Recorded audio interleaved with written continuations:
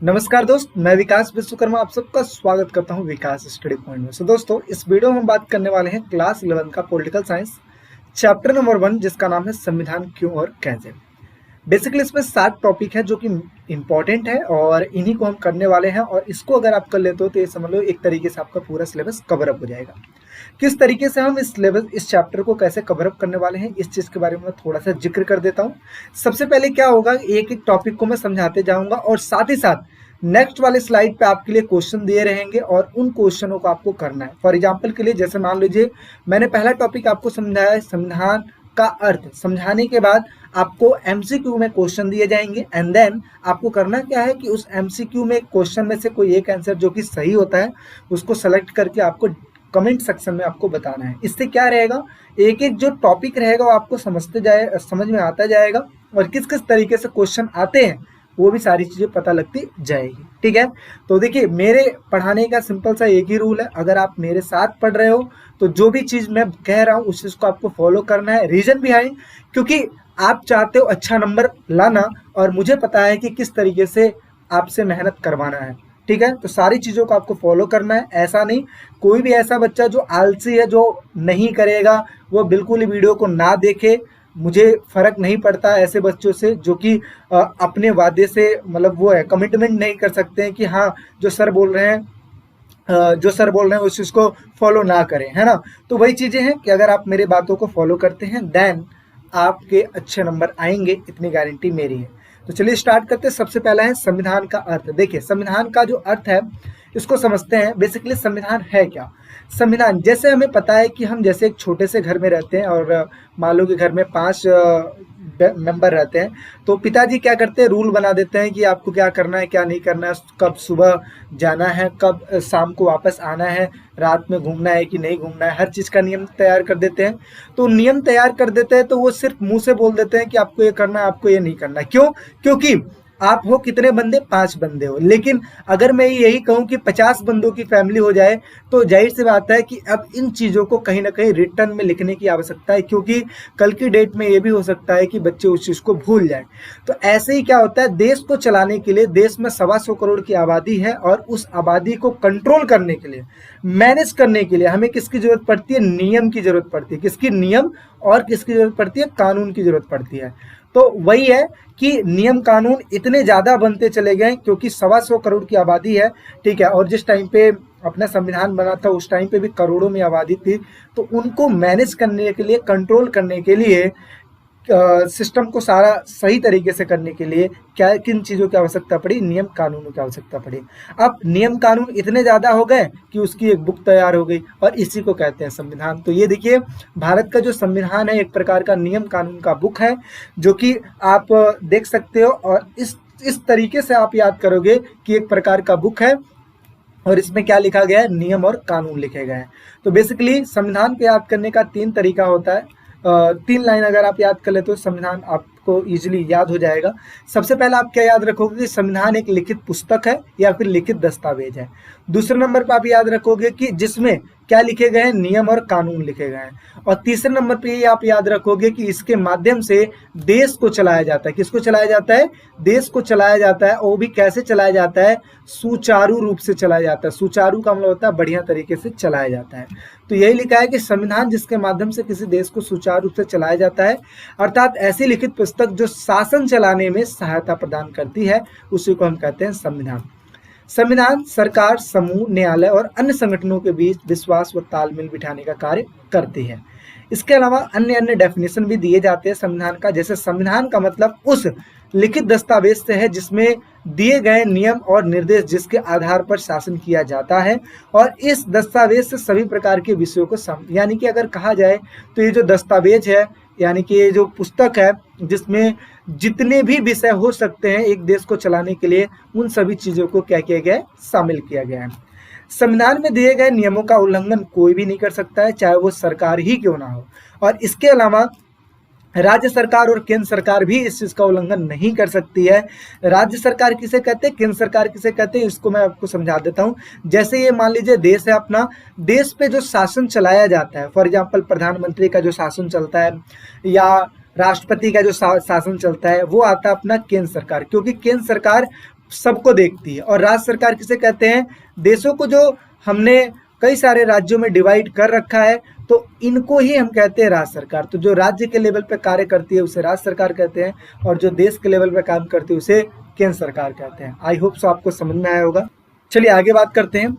अब यहाँ पे आपको क्वेश्चन दिया जाएगा, जैसा कि मैंने पहले आपको बता दिया था कि भारत कब आजाद हुआ था। आपके सामने ये क्वेश्चन है, और इन क्वेश्चनों का जो आंसर है आपको कमेंट सेक्शन में जल्दी से बताना है कि भारत कब आजाद हुआ था। 26 जनवरी 1947 को, 15 अगस्त 1947 को, 26 जनवरी 1950 को, या फिर 15 अगस्त 1950 को। किस टाइम पे भारत आजाद हुआ था आपको कमेंट सेक्शन में बताना है।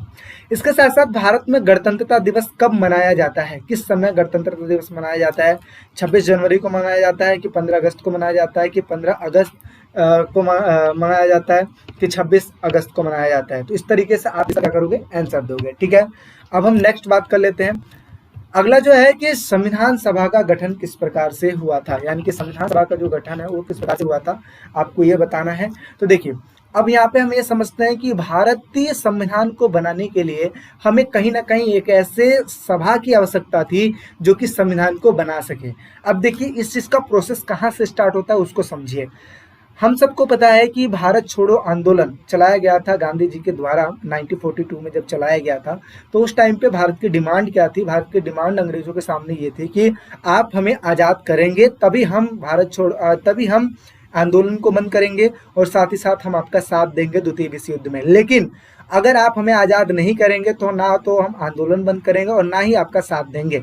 तो ब्रिटिश सरकार कहती है कि ठीक है, हम आपको आज़ाद कर देंगे।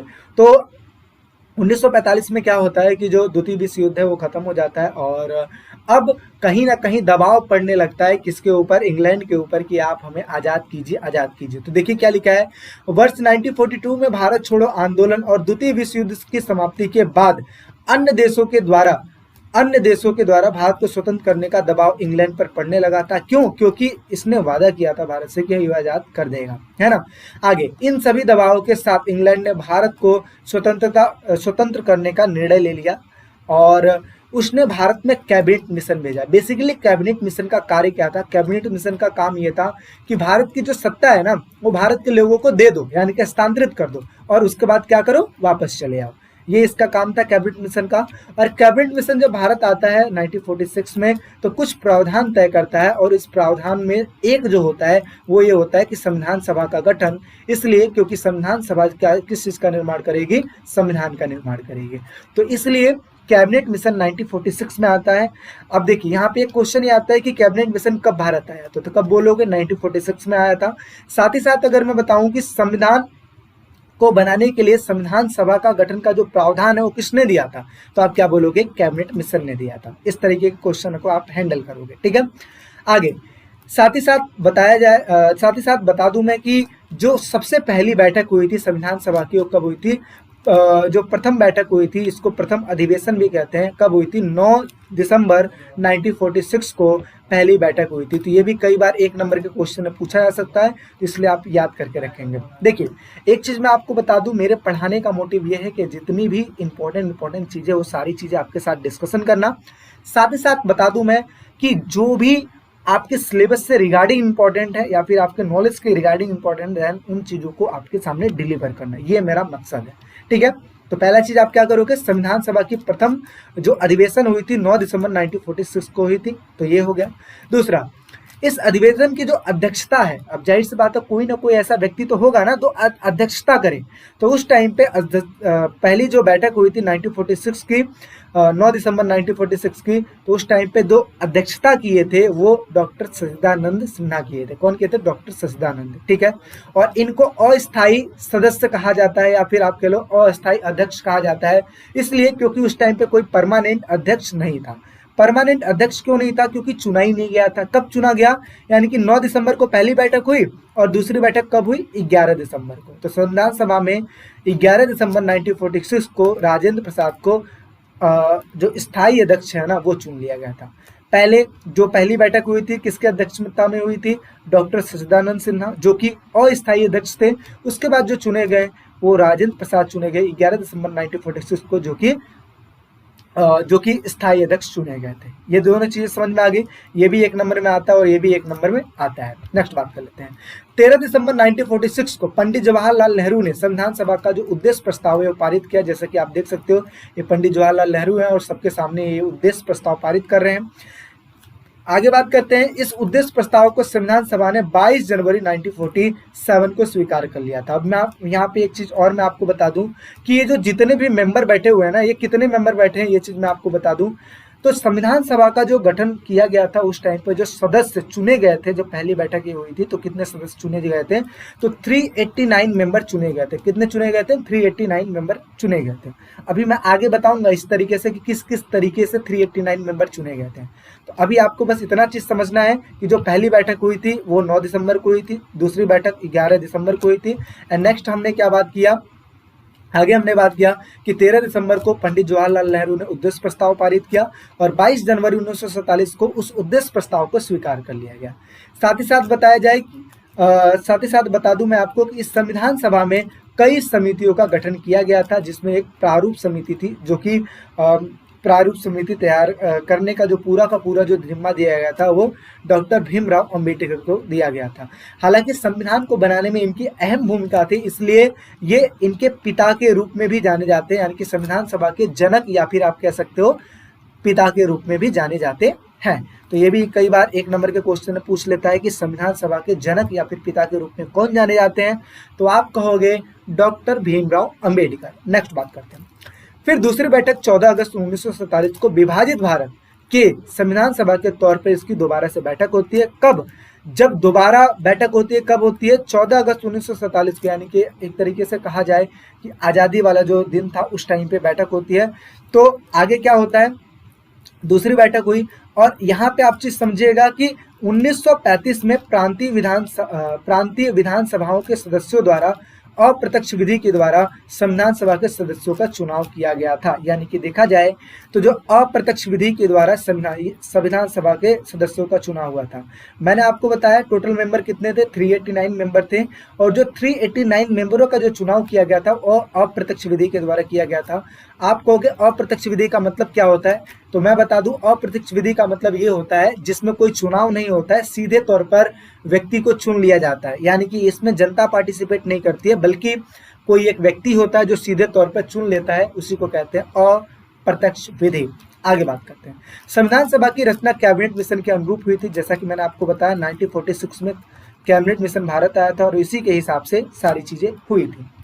आगे बात कर लेते हैं। संविधान सभा में कुल कितने सदस्य चुने गए थे? तो देखिए 389 सदस्य चुने गए थे, जिसमें से 292 जो सदस्य चुनकर आए थे उस जगह से आए थे जहां पे ब्रिटिश सरकार खुद शासन कर रही थी।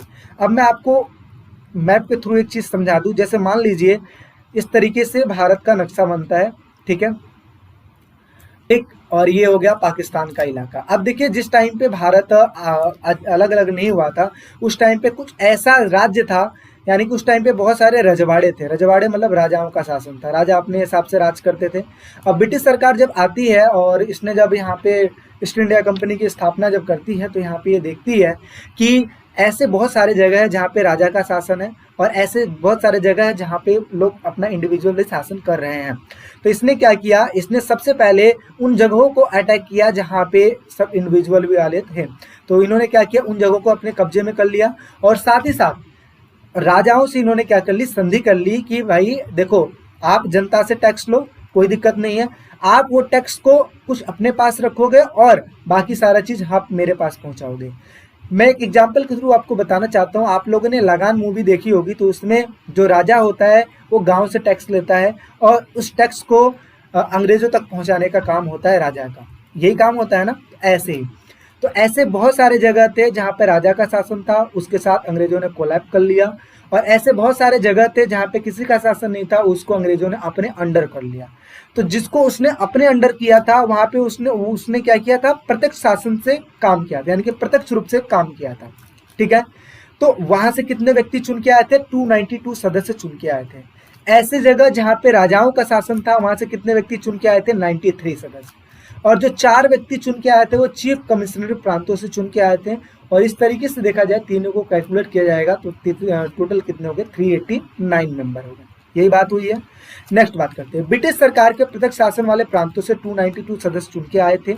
देसी रियासतों से कितने आए थे? 93, जो कि मैंने आपको ऑलरेडी बता रखा है। इसके साथ साथ 4 जो आए थे वो चीफ कमिश्नर प्रांतों से आए थे। ठीक है, इस तरीके से हर प्रांत देसी रियासत अथवा रियासतों के समूहों को उनकी आबादी के अनुसार बांटा गया था, यानी कि उनकी आबादी कितनी है। इसके साथ साथ यहाँ पे हिंदू, मुसलमान और जो सामान्य वर्ग थे उनमें से ही चुनाव किया गया था, यानी कि सबको मौका दिया गया था भारतीय संविधान का निर्माण करने के लिए। यहाँ पे आपको मैं बता दूं कि ऐसा कहा जाता है कि 10 लाख व्यक्ति में एक व्यक्ति को चुना गया था संविधान सभा के लिए। क्यों? क्योंकि करोड़ों की आबादी है ना, इसलिए। आगे बात करते हैं, आजादी के बाद 31 अक्टूबर 1947 को जब संविधान सभा बुलाई जाती है, तब उनमें से संविधान सभा के वास्तविक सदस्यों की जो तादाद है वो कम हो जाती है, और कितनी हो जाती है? 299 हो जाती है। यहाँ पे मैं आपको बता दूं, सबसे पहले कितने थे? 389 थे। कब? आजादी से पहले। जब भारत आजाद हो जाता है तो उस टाइम पे पाकिस्तान अलग हो जाता है, तो उस टाइम पे जो पाकिस्तान के लोग जो चुन के आए थे, पाकिस्तान छोड़ मतलब भारत छोड़ के पाकिस्तान चले गए थे, और जो सदस्य थे उन्होंने अपनी सदस्यता को खो दिया था, और इस वजह से जो टोटल सदस्य हो गए थे 299 हो गए थे। ठीक है, और जिस टाइम पे हस्ताक्षर की बारी आती है, यानी कि 26 नवंबर 1949, ये बात याद रखिएगा, 26 नवंबर 1949 को भारतीय संविधान बनकर तैयार हुआ था, और उस टाइम पे टोटल कितने मेंबर उपलब्ध थे? 284 जो सदस्य थे वो उपलब्ध थे, और इन्होंने ही अंतिम तौर पर जो संविधान पारित हुआ था उस पर इन्होंने हस्ताक्षर किया था, जिसमें से 12 महिलाएं थी। इतनी बात समझ में आ गई। यानी कि पहले कितने थे? 389, फिर कितने हो गए? 299। इसके अलावा जिस टाइम पे संविधान को हस्ताक्षरित करने की बारी आई थी, हस्ताक्षर करने की बारी आई थी, उस टाइम पे 284 सदस्य उपलब्ध थे, और साथ ही साथ जिसमें से 12 महिलाएं थी। ये बात याद रखिएगा। आगे हम बात कर लेते हैं, अब जब संविधान बनकर तैयार हो गया था तो उस टाइम पे 22 भाग बनाए गए थे, 8 अनुसूचियां बनाई गई थी, और अनुच्छेद 395 बनाए गए थे। अब मैं यहाँ पे एक चीज और बता दूं, अब वर्तमान समय में आपसे ये पूछा जाता है कि कुल कितने अनुच्छेद हैं, कुल कितनी अनुसूचियां और कितने भाग हैं। ये जिस टाइम पे बनाया गया था उस टाइम पे बनाया गया था ना, जिस टाइम पे बनाया गया था उस टाइम के सारी चीजें हैं, लेकिन अभी इस टाइम पे कितने हैं तो मैं आपको बता दूं, 25 भाग हैं। साथ ही साथ इसमें 8 अनुसूचियां स्टार्टिंग में थी, अब कितनी हो गई? 12 अनुसूचियां हैं, और 395 अनुच्छेद थे, अब कितने हैं? 470 हैं। ठीक है, तो इस तरीके से आप ये भी याद करके रखेंगे, जो कि 1 नंबर के लिए इंपॉर्टेंट है। आगे कितना समय लगा था भारतीय संविधान को बनने में? तो 2 वर्ष 11 माह 18 दिन का समय लगा था। इसके अलावा कितनी बैठकें हुई थी? तो 166 दिन की बैठकें हुई थी। संविधान को बनाने में अगर मैं पैसों की बात करूं तो लमसम राउंड फिगर आप लेके बोलोगे 64 लाख रुपए। कितना बोलोगे? 64 लाख रुपए लगा था। अब बात आती है कि संविधान की असली जो कॉपी थी वो किसने लिखी थी? तो उस टाइम पे कोई प्रिंटर वगैरह तो था नहीं, तो इस वजह से एक व्यक्ति थे जिनको ये जिम्मा सौंपा गया था, जिनका नाम था प्रेम बिहारी नारायण रायजादा, इनका पूरा नाम था। और जैसा कि आप देख सकते हो इस तरीके से इन्होंने इस चीज को लिखा था। ठीक है, और आगे संविधान को असली कॉपी तो ये तो मैंने आपको बता दी, साथ ही साथ संविधान की असली प्रतियां हिंदी और इंग्लिश दोनों भाषाओं में लिखी गई थी, ताकि इजीली कोई भी इसको अंडरस्टैंड कर पाए। ठीक है, अब यहाँ पे इस बिहाफ पे आपके सामने क्वेश्चन है। क्या क्वेश्चन है?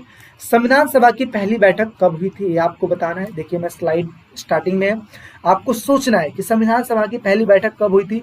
दूसरा यह है कि संविधान कब बनकर तैयार हुआ था, देखो लास्ट में मैंने डिनोट किया था, याद कर लो कब बनकर तैयार हुआ था वो। और तीसरा है संविधान की असली कॉपी किसने लिखी थी। इसका जो आंसर है आप मुझे कमेंट सेक्शन में बताएंगे।